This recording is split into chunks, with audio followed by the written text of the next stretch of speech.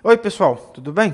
Eu sou o professor Jorge Mikles e outra vez estou aqui para nós tratarmos de assuntos relacionados ao direito administrativo, sempre voltado para concursos públicos. Pois bem, no vídeo de hoje nós vamos retomar um assunto que nós estamos tratando nesta sequência de vídeos dessa semana, o tema ato administrativo. Nos vídeos que precederam a este, nós tratamos de um conceito do ato administrativo, nós tratamos da distinção entre ato administrativo e ato da administração. Se você não viu, volta para o vídeo e dá uma olhadinha lá, porque esses temas são importantes e pressupõem o conhecimento deles para que nós possamos chegar aqui. Hoje, nós vamos apresentar para vocês uma classificação dos atos administrativos. Bom, classificação dos atos administrativos é uma questão que vários estudiosos diferentes vão trazer classificações distintas. Então, o que nós trouxemos aqui para você é mais ou menos uma seleção daqueles itens de classificação que são mais comuns nas obras de referência e, portanto, são mais cobrados nos concursos públicos. Então, classificações dos atos administrativos, conforme vocês podem ver na tela, os principais itens a respeito do tema são os que está posto aqui. Primeiro deles, a distinção entre ato vinculado e ato discricionário. Bom, vou fazer lembrança de que, num vídeo anterior, algumas semanas atrás, nós apresentamos para você os poderes da administração pública. Dentre estes poderes da administração pública, nós apresentamos dois poderes específicos. Seriam o poder vinculado e o poder discricionário. Pois bem, o exercício do poder vinculado gera atos vinculados. Então, primeira noção, o que é um ato vinculado? Senão, aquele ato administrativo exercido no âmbito do poder vinculado. O que é um ato discricionário? Mesma ideia. Um ato administrativo exercitado no âmbito do exercício do poder discricionário. Quer saber mais o que é ato discricionário, o que é ato vinculado? Volta para o vídeo. Mas, para agora, vou dizer, ato vinculado é aquele ato onde o administrador público não tem nenhuma liberdade de escolha. O conteúdo do ato, o objeto do ato administrativo, já está previamente estabelecido na própria lei.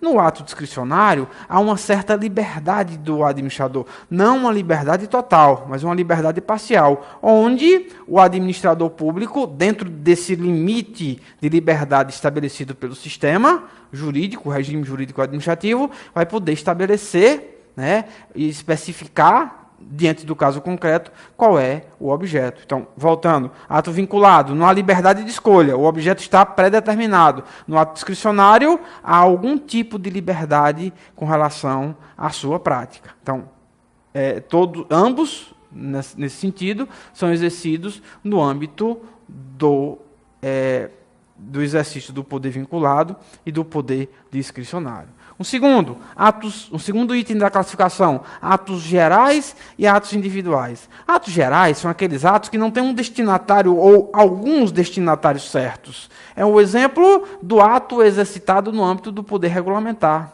Aquele ato dirigido genericamente a todos, onde só vão ser afetados pelo respectivo ato aqueles que realizem os fatos relacionados à norma. Todo aquele que avançar o sinal de trânsito vai receber uma multa de trânsito. Ora, seria uma norma geral, que não tem um destinatário certo. Nos atos individuais, há um destinatário certo e determinado.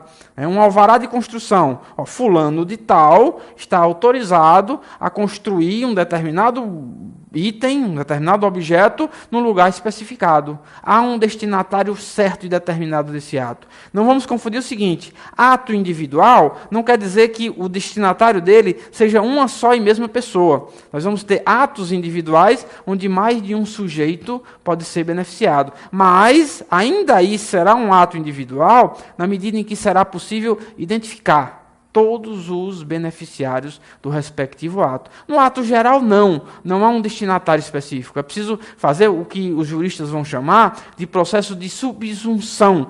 Que danado é isso, professor? Subsunção, que nome feio é esse? Subsunção é a aplicação do fato à norma.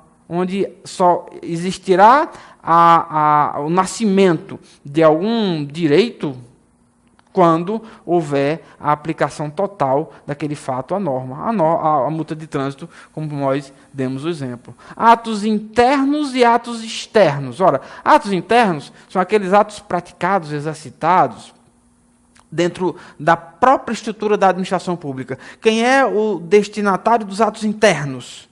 A própria administração pública. Ele não vai produzir efeitos exteriores para o administrado. São os próprios agentes públicos que vão ter, vão ser a quem estes atos respectivos estarão dirigidos. Atos externos são os atos cujos beneficiários ou obrigados seriam os administrados em geral. Então, atos voltados a toda a coletividade. Os atos internos, o consumidor dele, a quem ele é dirigido, a própria estrutura interna da administração. Atos externos, os beneficiários ou a quem eles é dirigidos, são os administrados em geral, de um sentido geral. Atos simples, atos complexos e atos compostos. Atos simples são os produzidos por um único órgão. Então, sempre que um ato for produzido por um só órgão, não importa se esse órgão é colegiado ou não, mas se for um só órgão, ele é um ato simples. Ato complexo. Ato complexo é quando é necessário para a sua realização, para a sua implementação, para a sua perfeição, que haja a manifestação de mais de um órgão. E atos compostos é quando é necessário para a sua perfeição a realização de mais de um ato. A diferença entre o ato complexo e o ato composto consiste em que, no ato complexo, o ato só está pronto quando os dois ou mais órgãos envolvidos praticam a sua manifestação de vontade. No ato composto, entretanto, é necessário a manifestação de dois atos distintos. Então, pode ser cobrado em concurso. Ato composto, ato complexo. Né? No ato composto, eu tenho um só ato, mas eu tenho a manifestação de mais de um órgão. No ato complexo, eu tenho dois ou mais atos, cada um praticado por um órgão específico. Próximo item da classificação: ato de império, ato de gestão e ato de mero expediente. Ora, a distinção consiste, e esta é uma das classificações mais antigas que existem no âmbito do direito administrativo, cuja origem vai remontar às primeiras obras de direito administrativo, né?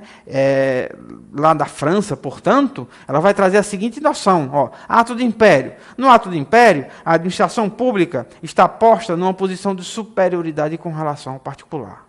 Então, a administração pública está num nível jurídico superior ao particular. No ato de gestão, não. A administração pública e o particular, ou o outro sujeito do ato, estão no mesmo patamar, na mesma situação jurídica. Quer dizer, a administração pública não tem privilégios com relação ao particular. Atos de mero expediente são atos que não criam direitos, não criam obrigações. São atos de mera execução da atividade administrativa. Um outro item da nossa classificação: ato constitutivo, ato extintivo, ato modificativo e ato declaratório. Ora, o próprio nome se explica. Ato constitutivo, o ato que constitui direitos. Aquele ato administrativo que cria um direito novo será um ato constitutivo. Ato extintivo, aquele ato que extingue, que aniquila, que põe termo a um direito. Então, todo ato assim será considerado um ato extintivo. Ato modificativo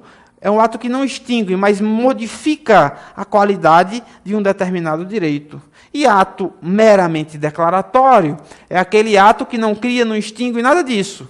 Ele apenas declara que existe um direito previamente já constituído. O exemplo de um ato declaratório, em geral, aquelas certidões, né? A certidão, ela não cria direito, mas ela afirma que o sujeito dela possui um dado direito. Ato válido, ato nulo, ato inexistente. Ato válido é o ato perfeito, que não possui nenhum defeito.